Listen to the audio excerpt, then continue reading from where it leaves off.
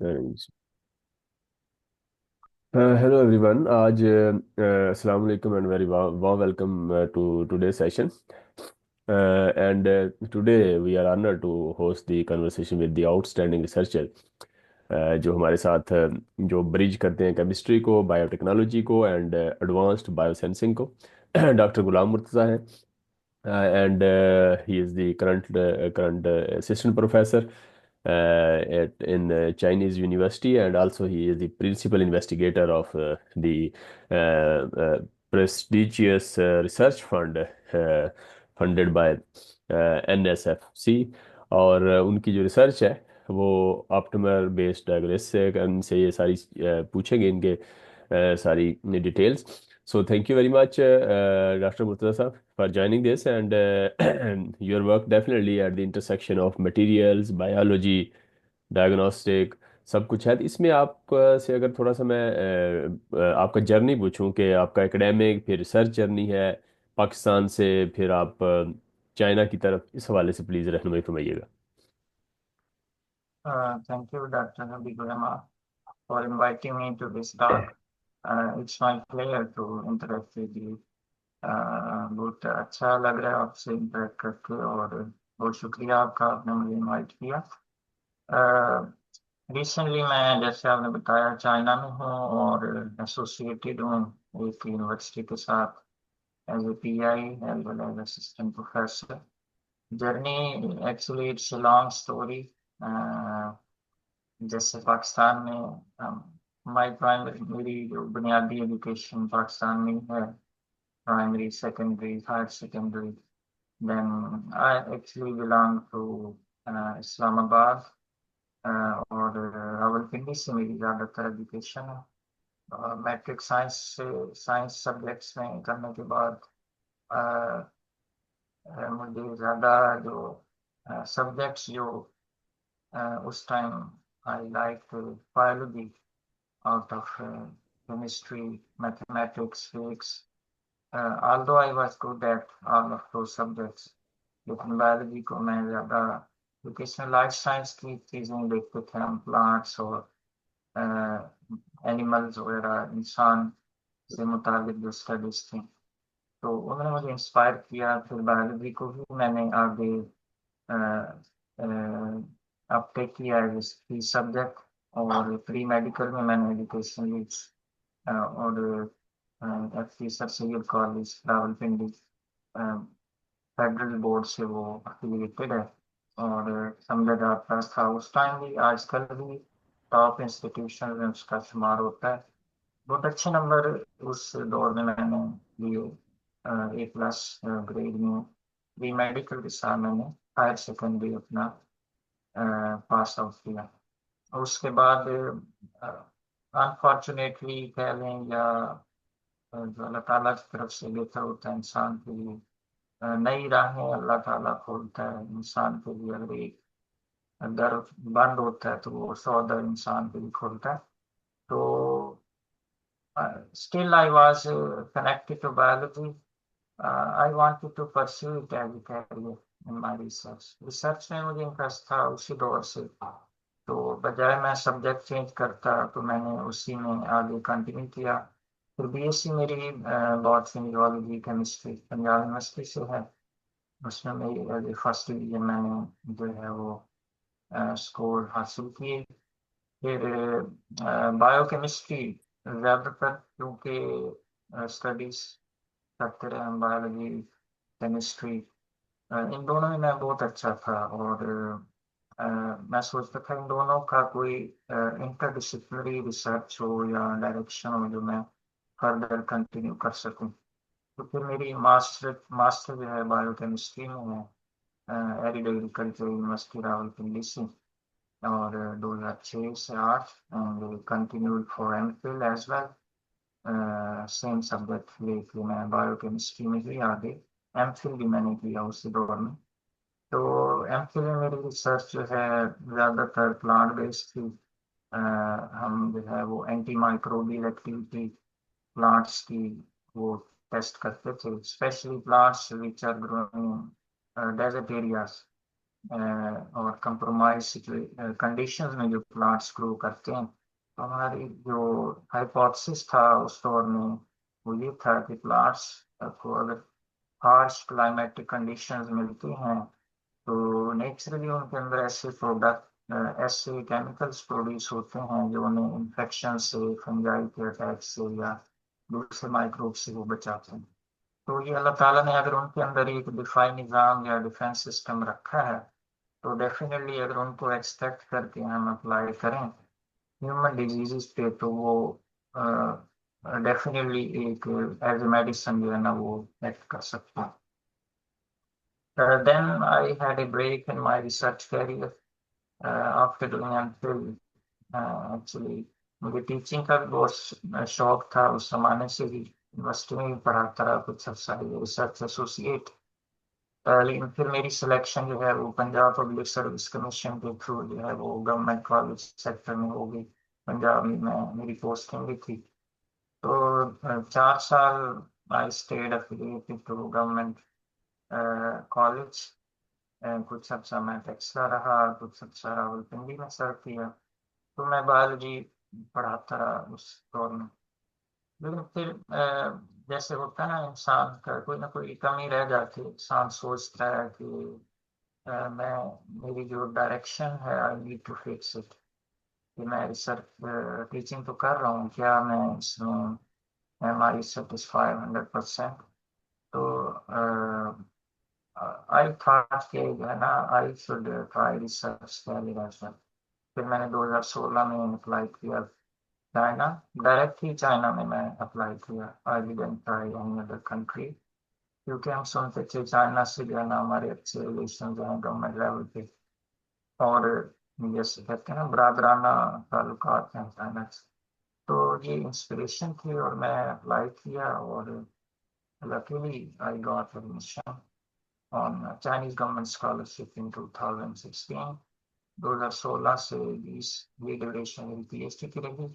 और इसमें चूंकि प्रीवियस मेरी रिसर्च थोड़ी थी कि बायो एनालिसिस वगैरह हम करते थे, तो इस फील्ड को आगे हमने चूज किया। और यहाँ पे नई टेक्निक्स कुछ सीखने को मिली, और कैपिलरी इलेक्ट्रोफोर्सेस वगैरह यहाँ टेक्नोलॉजी थी जिसके थ्रू हम प्रोटीन्स और बायोलॉजिकल जो सैंपल होते हैं, ब्लड है, सीरम है या प्लांट बेस्ड सैंपल, उनको हम स्क्रीन करते थे फॉर बायोएक्टिव कंपाउंड और बायोलॉजिकल मॉलिक्यूल जैसे प्रोटीन्स हैं, डीएनए वगैरह।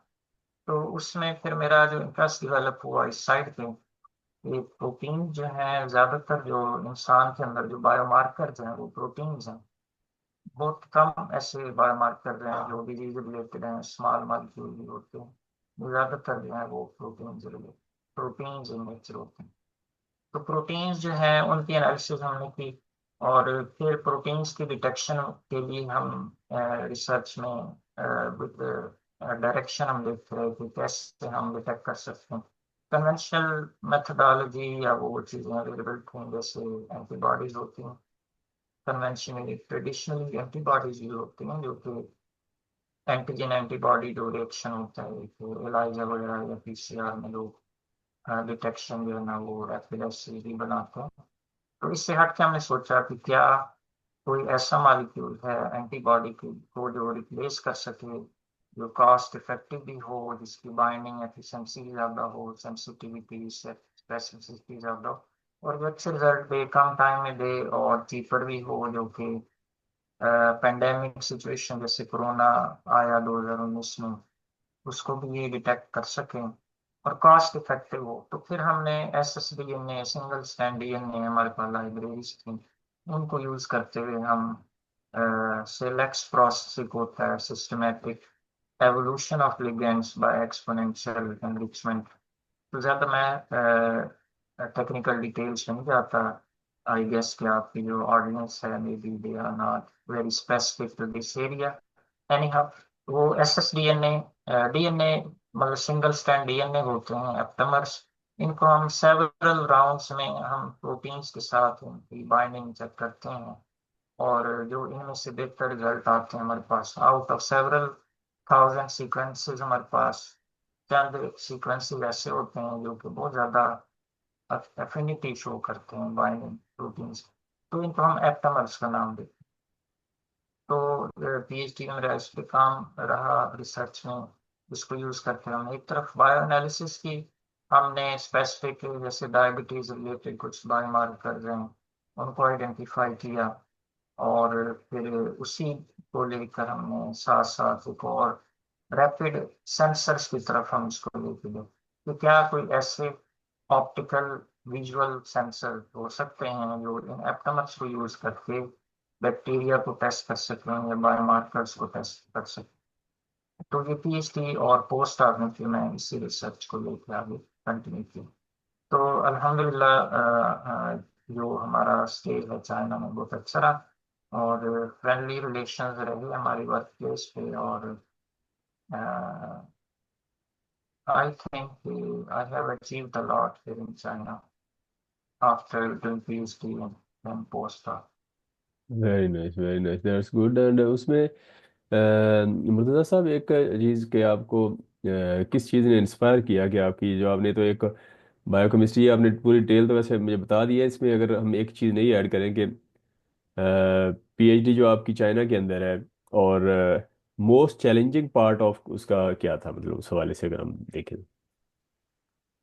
जी डेफिनेटली जो एक रिलोकेशन फर्स्ट चैलेंज जो होता है वो रिलोकेशन, आप like I was already doing government job in Pakistan, तो जो लोग गवर्नमेंट सेक्टर से एफिलिएट हैं बहुत टफ डिसीजन होता है to switch from job to studies. तो एक सबसे बड़ा चैलेंज ये था, लेकिन अगर आपके गोल क्लियर हैं, गोल्स आपके क्लियर हैं और आप लाइफ में कुछ अचीव करना चाहते हैं, तो इनिशिएटिव जो है वो लेना पड़ता है।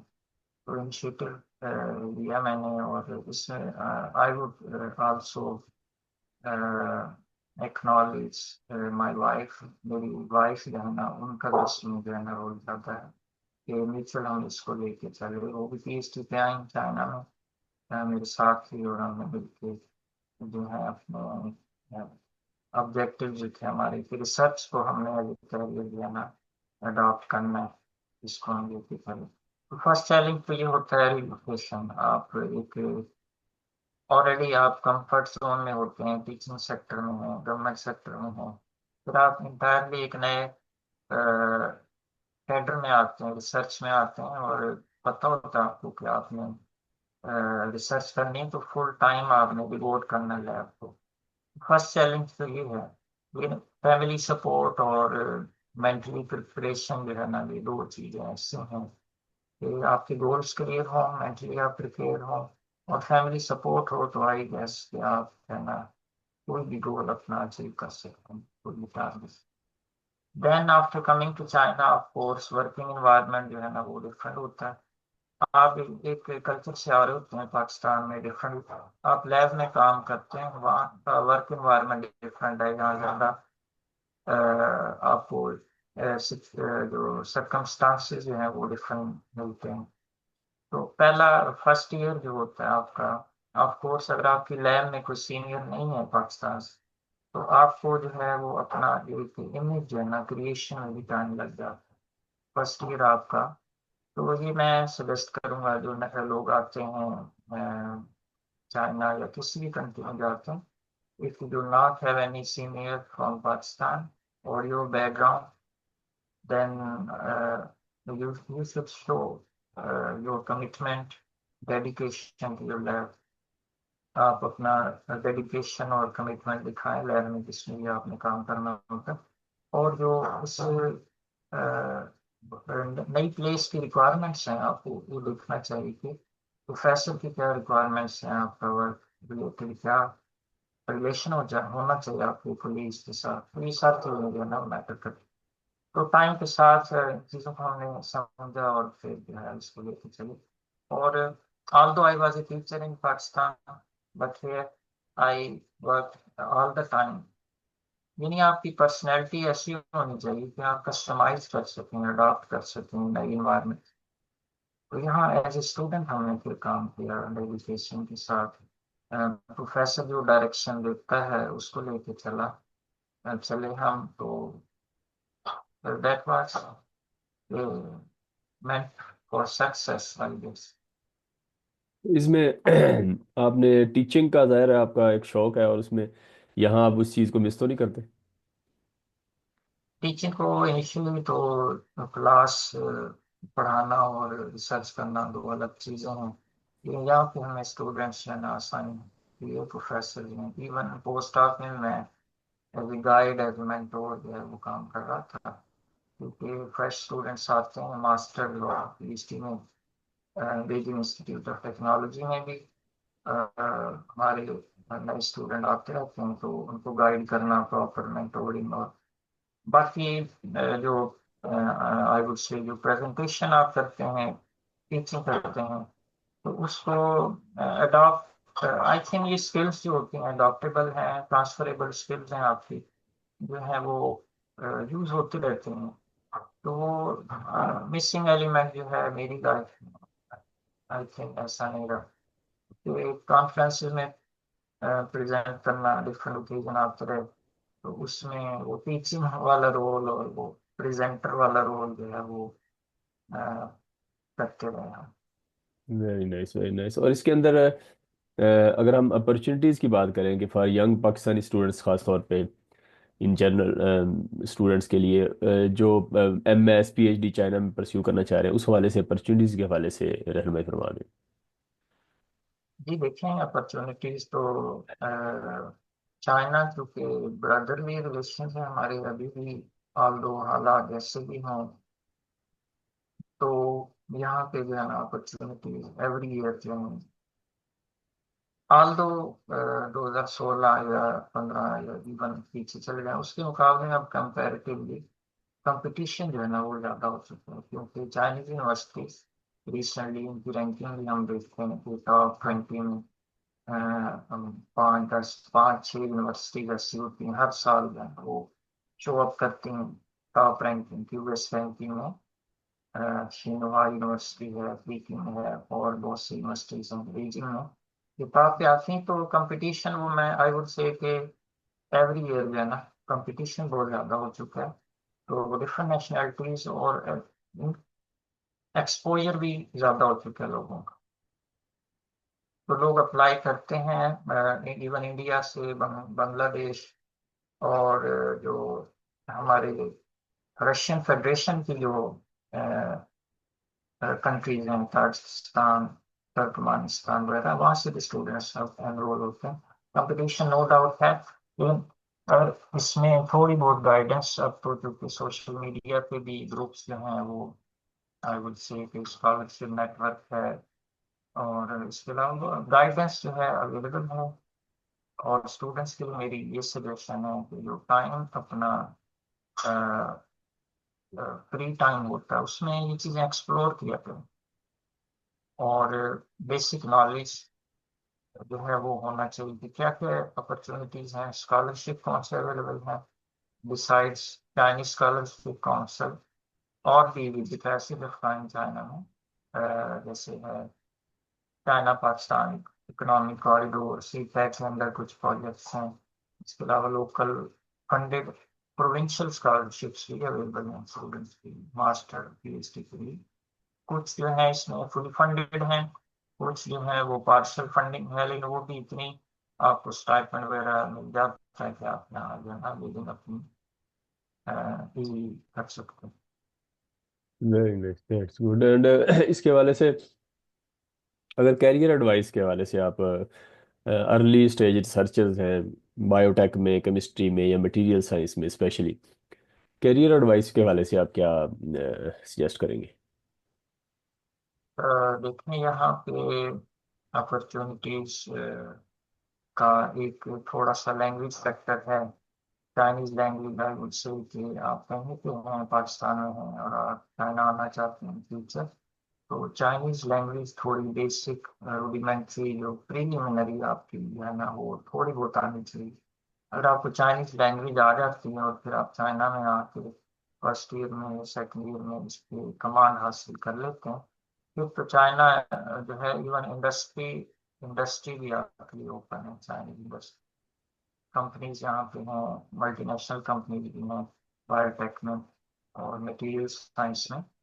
अदरवाइज अगर आप यूनिवर्सिटी में ही रहना चाहते हैं तो then it's also good for you, अगर आपको चाइनीज लैंग्वेज आती है तो अ, उसका ये बेनिफिट होता है, अगर आपको लैंग्वेज आए कि आप इजीली इंटीग्रेट कर सकते हैं इन्वायरमेंट में, प्रोफेसर के साथ, आपके स्टूडेंट्स हैं या कोलीग्स हैं, उनसे इजी कम्युनिकेशन आपका बिल्डअप हो सकता है लैंग्वेज की वजह से।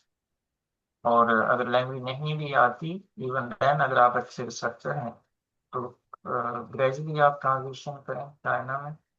और नेटवर्किंग बहुत जरूरी है, आपकी जो प्रोफाइल्स हैं, इवन लिंक्डइन है, सोशल मीडिया, फेसबुक या ट्विटर, सॉरी जो इंस्टा वगैरह यहाँ इतना यूज नहीं होता, लेकिन लिंक्डइन पे भी प्रोफेसर जो हैं वो अवेलेबल हैं, चाइनीज प्रोफेसर हैं, कंपनीज हैं जो कि रिक्रूट करते हैं टैलेंट्स को। तो we need to stay connected to all available resources, and I would say suggest कि स्किल डेवलपमेंट जो है ना अपना, आप इस पे वर्क करते रहें। ये फॉर लाइक अगर आप ऑलरेडी ग्रेजुएट हैं, पीएचडी कर चुके हैं, even you are in China, तो चूंकि हर साल जो है वो फ्रेश ग्रेजुएट्स आते रहते हैं, तो उनसे आपने compete करना है। लाइक आपने ग्रेजुएशन की, लाइक माई सेल्फ 2020 में, आज 2025 है, तो even now I apply to new jobs, it would be a tough competition हर साल जो है नए ग्रेजुएट्स। तो इसमें आप तभी सर्वाइव कर सकते हैं अगर आपकी स्किल जो है ना वो आपके मेजर जो सब्जेक्ट है उससे रिलेटेड आप नई स्किल सीखें। सॉफ्टवेयर हैं या इवन एप्लीकेशन राइटिंग है, सीवी राइटिंग हमारे लोगों को नहीं आती अनफॉर्चुनेटली। सीवी राइटिंग है, कवर लेटर राइटिंग है, बहुत सी जॉब्स पे आपको रिसर्च स्टेटमेंट्स, टीचिंग फिलोसफी, ये चीज़ें अपने आपको बतानी पड़ती हैं। तो फ्री जो टाइम है हमें इन चीज़ों को यूटिलाइज करना चाहिए, and challenge your self, give your self challenge and deadline that I have to do this work in this within this time। अगर आप वो खुद को ऑर्गेनाइज रखेंगे और डिसिप्लिन होके चलें तो I think you can achieve your goal. Thank you. Thank you, Mansab. And before concluding this session, any final remarks you want to add, please? Yeah, thank you very much once again for inviting me to this talk, and I hope कि future में भी हम ऐसे session जो है वो conduct कर सकें जिसमें हम स्पेसिफिकली बात कर सकें उन स्किल्स पे जो मैंने शेयर की कि ये अर्ली कैरियर्स रिसर्चर भी चाहिए होनी चाहिए, बल्कि research proposal writing, funding application, research statements, और इन चीज़ों पे जो है हम अपने कोलीग्स को गाइड कर सकते हैं। Very nice, very nice. Inshallah, we will have another session, inshallah, on this, especially on this session you have suggested. Or thank you again, thank you very much, Dr. Murtaza Saab, for sharing research and the mindset behind this, and definitely the patience, rigor, and the impact. तो for हमारी audience के लिए, if आज का session आपको spark की है, curiosity spark की है, या it gives you a fresh perspective even on biosensing, something like that. So just do share this session with your fellows, and just follow for more upcoming conversations, inshallah, with the thought leaders from around the globe, inshallah.